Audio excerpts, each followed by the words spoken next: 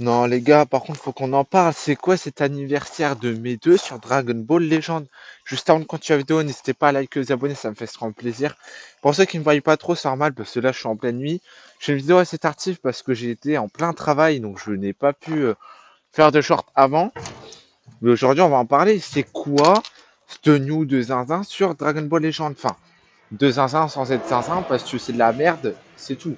Alors les gars, déjà premièrement, la news c'est qu'on aura très certainement deux ultras ou soit une nouvelle rareté. Donc normalement on devait déjà avoir ça avec Vegeto Blue Ultra qui apparemment on devait avoir une nouvelle rareté mais on l'a pas eu. Est-ce que ce serait cool d'avoir un LF Ultra pour cette partie 3 de Dragon Ball Legend? Bah les gars, franchement, il y a vraiment eu zéro hype. Pour rappel, on a eu quand même Vegeta Evo et Migate. Alors les gars, tu vas pas... Certes, Goku Ultra Instinct, c'est un perso d'anniversaire, clairement. Goku Ultra Instinct non maîtrisé, Transfo maîtrisé, ça c'est un perso d'anniversaire. Par contre, n'allez pas me dire que Vegeta Evo, c'est un putain de perso d'anniversaire, les gars. À la limite, ils auraient sorti ça à la Jiren Full Power Sparking d'Axis Transfo, du coup, sa forme Full Power. Ils auraient fait ça avec Vegeta qui se met en SG Blue en Sparking.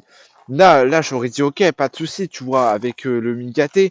Et en face, on aurait mis une Kefla Fusion Game qui va jusqu'au SJ2 ou qui est en SJ1 qui va jusqu'au SJ2. Là, je t'aurais dit aussi pas de problème. Là, tu vois, ça aurait été un match-up qui marcherait vraiment. Ils auraient pu faire un mode histoire de zinzin avec un what if où en fait elle aurait tout simplement dépassé le niveau plus que SJ2 et Goku il aurait dû se mettre en instinct maîtrisé. Là même la story elle est nulle à chier les gars. C'est encore un énième combat Goku versus Vegeta. Et on savait clairement que Goku, sa forme ultra instinct maîtrisé, il était plus fort. Là c'était juste pour le fan-made, faire un nouveau poster, etc. C'est complètement débile les gars. Après la partie 2, certes ça a apporté de la nouveauté, mais qui s'en bat pas les couilles de Goku et Vegeta Arc Saiyan, c'est pas des persos d'anniversaire. Ce n'est pas des persos d'anniversaire, les gars. Je suis désolé. Donc là, apparemment, on va partir sur du Saga Namek. Franchement, un Goku, un autre Goku, Super Saiyan Ultra LF, ce que tu veux, face à Freezer Ultra. Mais c'est nul à yesh, les gars. Franchement, c'est le pire anniversaire de tout Dragon Ball Legend. En tout cas, je sais pas ce que vous en pensez. Donnez-moi votre avis dans les commentaires. Mais franchement, les gars, c'est décevant.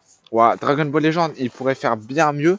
C'est vraiment le pire anniversaire de ce que j'ai vu pour moi. Même le Legend Festival avec les deux Fusion Games était bien meilleur, les gars. C'est une singerie.